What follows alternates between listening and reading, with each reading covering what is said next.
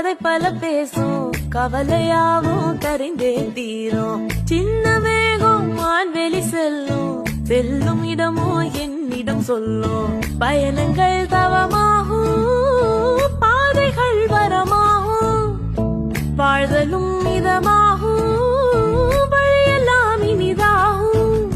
இலக்கது இனியது பயணமே பேரின்பம், இளமையும் முதுமையும் பயணத்தின் ஓரங்கம்.